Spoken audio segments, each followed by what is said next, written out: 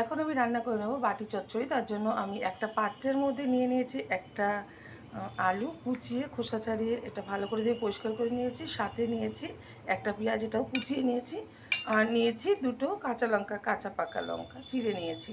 এখন এক এক করে উপকরণ মেশাবো। প্রথমেই দিয়ে দিচ্ছি পরিমাণ মতো জল, দিয়ে দিচ্ছি হাফ চামচেরও কম হলুদ গুঁড়ো, দিয়ে দেবো পরিমাণ মতো লবণ, দিয়ে দিচ্ছি এখানে কাঁচা সর্ষের তেল,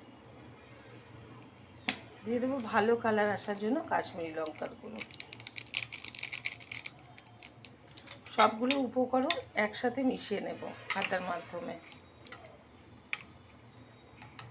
এখন এটা আমি ওভেনে বসিয়ে দেব।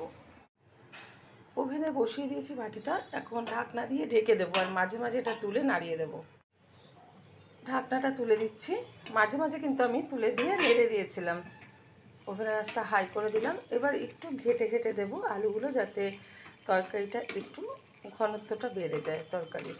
আর এটা কিন্তু রুটি পরোটার সাথে খেতে ভালো লাগে। আপনাদের ভালো লাগলে আপনারা অবশ্যই একবার ট্রাই করে দেখতে পারেন। যদি ভালো লেগে থাকে আমার চ্যানেলটিকে সাবস্ক্রাইব করবেন, লাইক করবেন, শেয়ার করবেন। ঝোলের পরিমাণ কিন্তু অনেকটাই, এখন হাই আছে, আমি ফুটিয়ে নেব। ঝোল যে ভাবটা ছিল ঝোল ঝোল, সেটা কিন্তু অনেকটাই টানিয়ে নিয়েছি। এখন এটা হয়েও গেছে, নামিয়ে ঢেলে দেবো একটা পাত্রে। গরম গরম রুটির সাথে এটা সার্ভ করব। আর এটা কিন্তু ঠান্ডা হয়ে যাওয়ার পর ঘনত্বটা অনেকটাই বেড়ে যাবে।